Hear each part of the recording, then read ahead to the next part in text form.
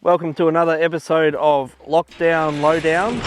Today we're talking with Walpeup farmer Mick Pole about some trial work we're doing on his place, focusing on the value of soil testing and also trying to validate our soil test results with fertiliser strips in the paddock and looking what happens in terms of the response we're getting from the crop. So Mick, done some soil testing at the start of the year. What did you do and what did that soil testing show? Yeah, so just coming off this paddock, it was in lupins last year. It is quite an undulating, sandy, heavier flat, so it's got 4 different zones that we've put into this trial, which is pretty representative of most of our farm within that 4-zone category. A deep sand, a mid-slopey type, some heavier country, and there'll be another sort of mid-slopey zone in there as well. Just depending on how the variable rate maps look like, depending on which areas that we chose. The soil tests that come back from those 4 zones, I think it ranged from around that 27 to, 67, 68, 76 kilos. So that would be obviously deep sand down to the heavier flats. So automatically we do have something to vary up with.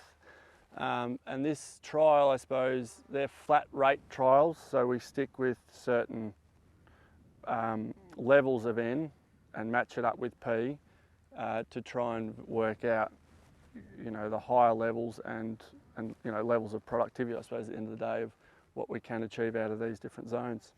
So based on the soil test information, what did you then do in the paddock to try and validate that in terms of the trial that we're looking at here today? Yeah, so the layout, so the information we've got, then we took the trial right back at the starting point.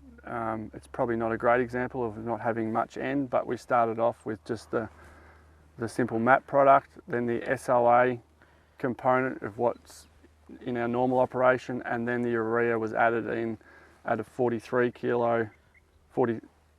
units, 87 units, and then 130 units. So, and that was just brought through, right through on it, over and up and over into each zone on each trial strip. Yeah. So 130 kilos of urea. That can be problematic sometimes, trying to get that down at seeding time. What did you do to sort of overcome that issue? So it was pre-drilled to try and, we were going to try and use a spreader, but we couldn't. So at the end of the day, to try and keep it scientifically right in the spot, so we pre-drilled it on the interrow, and that was also because of last year we did notice there was a fair bit of poor establishment from so much N within proximity of the seed. So this year we didn't have that issue. So we have learnt. Yep. Just in terms of the trial, obviously still yet to harvest the final yields and see what the end result is. But I guess driving across, spraying, doing other operations in the paddock, is there anything you've noticed so far through the season that's pointing to one treatment or another looking better or worse? Yeah, there's particular soil types that have got a really strong influence by the N, to the point of, yes, no N is no N, but it'll be interesting to see what the yields do. But there is a good, solid visual look of increase in biomass, and this time of year you can actually see the heads forming. They're forming fatter, longer, more grains in the head. That's what wheat's ability is to do. Some soil types, no, there's not a huge bang for buck, I suppose. You think you've got all this N under this plant on this beautiful soil type, and you expect the world, and it hasn't delivered the world. But who knows whether it equates to protein or whether there is a small percentage increase. But yeah, potentially there are going to be some areas that won't show up a positive response financially. So yeah, it's not a given, and that's why I suppose we're doing this trial. I suppose we do want to validate why we do variable rate some of our products, to make sure the right plant's being fed the right amount, to try and maximise those try and bolster our average yields, I suppose. If anyone's suffering from N, why aren't you getting it? Is it because of our maps are incorrectly applying it? Yep. Now, Mick, I'm getting old enough now, and I've actually been around long enough. I can remember a couple of Ks that way doing a trial with you. I think it was 2007, where we had a dodgy old spreader out trying to do a few strips in the hill. Yes. And I think we, saw some really good results that year. What's changed over more than a decade now? You've been trying to change your N management. Where are you at in your farming system, and what are the key indicators or the key contributors to you getting a good result out of nitrogen management in your paddocks?